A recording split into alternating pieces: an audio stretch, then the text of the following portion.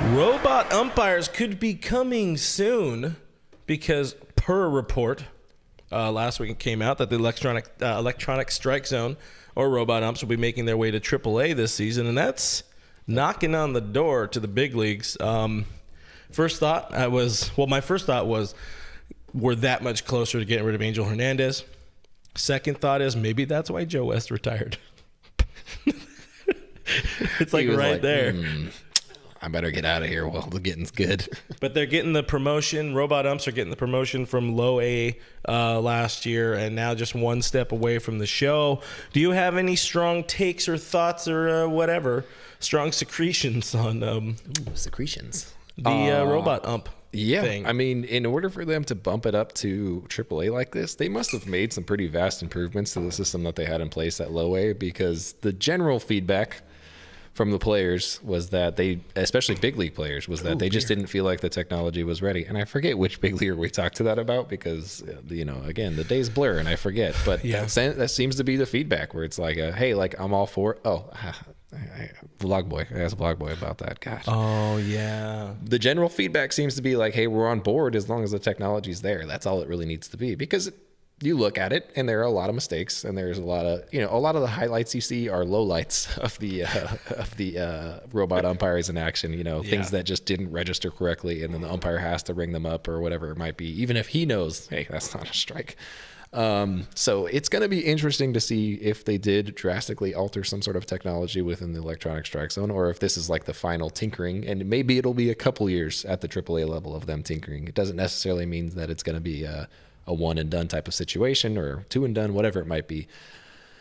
I don't know. Anthony Keene points it out too. He says last season umpiring was just that bad. It got fast tracked, and there is a lot to that. Whatever it was about last year, I've heard a couple people mention this, where it's like, hey, they went from umpiring in front of no fans, which seems to be less pressure. It almost is like a scrimmage, and so there's not as much pressure. It's a little easier. You can be a little more relaxed with it. Maybe that kind of made them a little comfortable, and then they go back to having 30,000 fans, up to 50,000 fans at Dodger Stadium, booing you with every strike and every missed ball call. So that might have been a thing. There might have been something to that. Maybe there was a little too much pressure with them. The Korean Baseball League, where they're doing basically like systems based on like your performances. I think it was Korean Baseball League. I might be wrong, but based on your performance, like you can be demoted or fired from umpiring. Oh, yeah. And that is just not the case in Major League Baseball. You're evaluated by the Umpires Association, but aside from that, when you get into union situations, man, you can get away with so much crap. And Major League umpires have gotten away with a lot. I mean,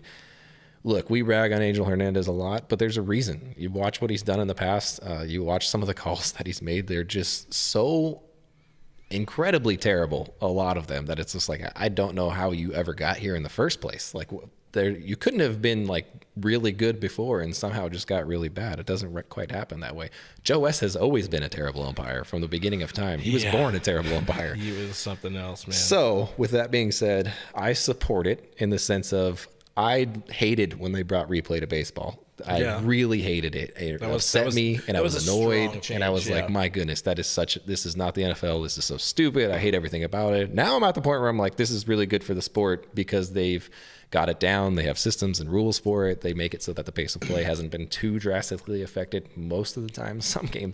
Some Craig Counsell games really slow down, man. I don't know what else to tell you, but if that technology is right, whatever, man. I'm there with. I'll be cheering for those robot umpires. Yeah, those changes are always hard. Like Ryan says, he says I'm a baseball traditionalist, but this last year changed my mind after all the egregious calls. I would say a lot of us, if we're here in late, mid, early, whatever, if we're here in January and there's a lockout and we're still talking about baseball, like, we're into baseball. We're probably traditionalists, and we don't like change to our wonderful game. But sometimes the change isn't that bad. I think they had the robot ump type thing where like it's essentially like a buzzer in your ear, right, or something along those lines. Yeah, it's a little AirPod. Yeah. Airbud, favorite. Love that show. Yeah, he's love dead. I love that guy. One of the original Airbud is dead, and then like the 15 after him. Rest in peace, Airbud. But I watched the Arizona Fall League, back when you could do things a little bit. And, we saw the guy, he had the he had like a whole set rigged on him, and nothing happened. Like, it didn't affect the game at all. If anything, it was more fun because it was baseball in November. Tim brings up a good point. He said Joe West had a real good wild card game. Went out on a high note. Country Joe, take me home. I would have preferred the other way. Like him just have like that Angel Hernandez game. Get him booed off the field. With that he had against, what was it, Sox Yankees? Yeah, when he missed like 6 calls. It's like 6 feet off the base and missed the calls. There were some issues voiced with the robot umps that I could also agree with. It's like, there are players, probably more particularly catchers in this situation, but even pitchers, you get the players going up and down from AAA to MLB and all of that. That's got to kind of affect you a little bit, knowing that one strike zone is going to be that much tighter. And then you have, MLB strike zone that could be all over the place if a pitcher knows how to do this, or right. a catcher. Yeah. It's definitely be interesting to watch like frame rates changing within baseball, especially for those guys going up and down. Catchers are going to lose out on money because that is a marketable skill. That's been a marketable skill for the last 10, 15 years. There's been a couple catchers that have made it to the big leagues because of their ability to frame balls. And you're also going to get the umpires. Austin Barnes has stayed in the big leagues because of his ability to frame balls. Grit. It's also got grit. Riverside grit. There's the replacement vacation umpires as well that are going to have to go to the big leagues and not have a new flavor in their ear.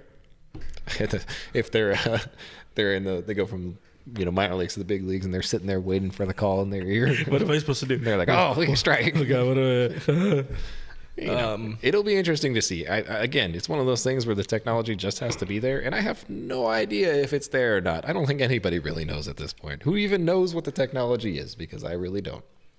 Lynn Brown says that it'll get hacked, and hey, watch out. Them Astros players are they're going to be in there rigging the wiring. I mean, these umpires' rooms are in the stadium, so they could find their way in there, rig the wiring, and all of a sudden they know exactly.